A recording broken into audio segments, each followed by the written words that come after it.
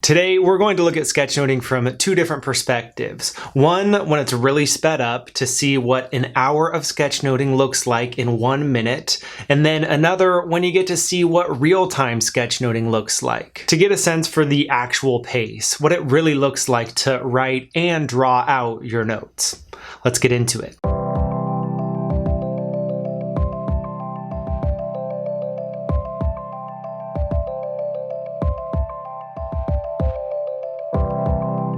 Welcome to Verbal to Visual. My name is Doug Neill, and what I do here is teach this skill of sketchnoting. And with the particular form of video that I make here, you often see what sketch notes look like in a sped up form. And I like that format as a storytelling tool, as a teaching tool, to be able to do a bit of narration like this. And while I'm talking, you get to see me writing out words and drawing images. And it's nice to speed up that writing and drawing so that it syncs up well with what I'm actually saying. Sometimes I feel like that might do a disservice though, to always be showing sketchnoting in a sped up form as opposed to in real time. So that's why I thought it might be useful today to take a look at both forms, to yes, show what sketchnoting looks like in a time-lapse form, but then also just to show it in real time so that you can see what it actually looks like. So here's what we're going to be doing today. First, we're going to take a look at some sketchnoting in time-lapse form. I have sped up a long clip of me sketchnoting so that you can see 1 hour of sketchnoting in 1 minute. After watching that, we're going to take a look at another clip of some sketch notes that I took, and that second clip will be in real time. I will share 1 minute of sketchnoting as it actually occurred. And I think that each of these types of clips can be valuable to look at. And I'll be sharing specific takeaways from each, but while you're watching, I encourage you to pay attention to any takeaways that you might have. What do you notice about the hour of sketchnoting reduced to 1 minute? And what stands out to you about seeing 1 minute of sketchnoting in real time? So we're going to take a look at each of those clips, and then I'll come back and share my takeaways.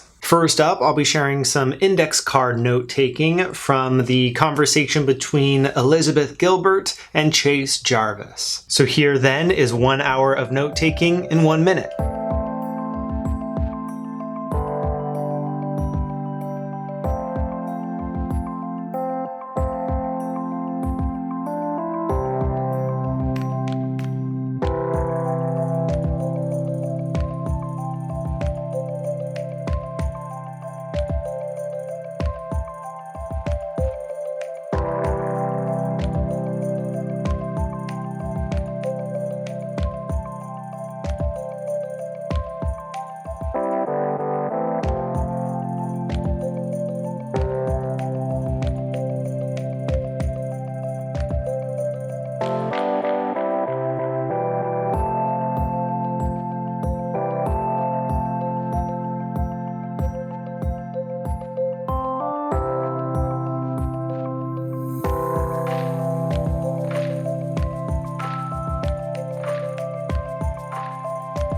What'd you notice from that? I encourage you to jot down any observations that you made. Next, let's take a look at 1 minute of real-time sketchnoting. This one from the notes I took of Hugh Howey's interview on The Knowledge Project with Shane Parrish.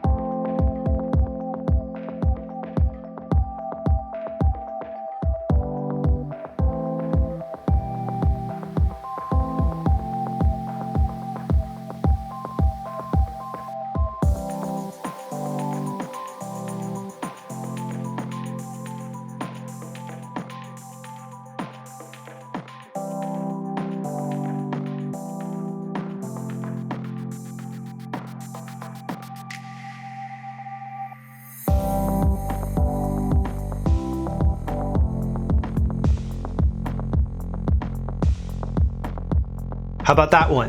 What did you notice there? Here's what stood out to me as I looked at each of these clips. First, in those time-lapse sketch notes, watching 1 hour and 1 minute, the takeaway for me is that time spent just listening and thinking when you're not doing any sort of note-taking at all, that can be just as important and valuable as time spent drawing and writing. I noticed that there was a decent amount of time when there was just a blank index card there waiting for the next notes to be taken, or a partially filled card when I was waiting to decide what to put next. And I say here that it can be just as important because it does depend on being an active listener, where you're always thinking about how the piece that you're listening to right now connects to the ideas that have come before it. And while I do think it's important to recognize the value of just listening and thinking, I also think it's important to not spend too long of a stretch without making any marks on the page, because that has the potential to kind of build up the pressure a little bit for the next marks to feel like they need to be really important or impactful or insightful. So you don't want that resistance to build up too much. So as with most things, there's some happy balance there, where you give yourself time to just listen and think about what's being said, do some of that internal processing, and then let that inform what you draw and write. In the case of that clip of 1 minute of real-time sketchnoting, for me, the takeaway was,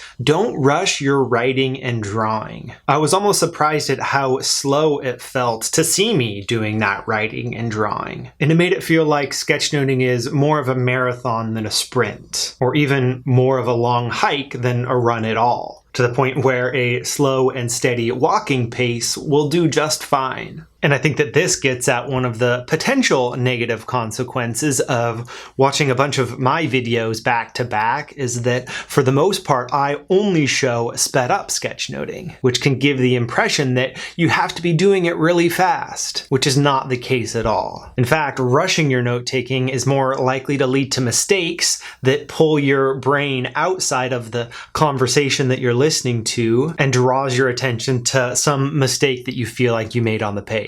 Some spelling or drawing mistakes are inevitable, but I think they're less likely to occur when you let yourself slow down. So in some ways, I feel like there are similar messages that come from each of these here, that it's okay to slow down and spend some time just listening and thinking, and that it's also okay to slow down as you're actually doing the writing and drawing that make up your sketch notes. So those are the two primary takeaways that came up for me as I looked at each of these clips, but I'd love to hear what came up for you. What did you notice? Do leave a comment down below to let me know if something different came up for you. And for some more resources to help you develop your sketchnoting skills, check out the courses available at verbaltovisual.com. Those will walk you step by step as you develop all of the writing and drawing and listening and processing skills that you bring together for any sketchnoting session. So check those out if you want more of a deep dive, and I look forward to seeing you again in the next video.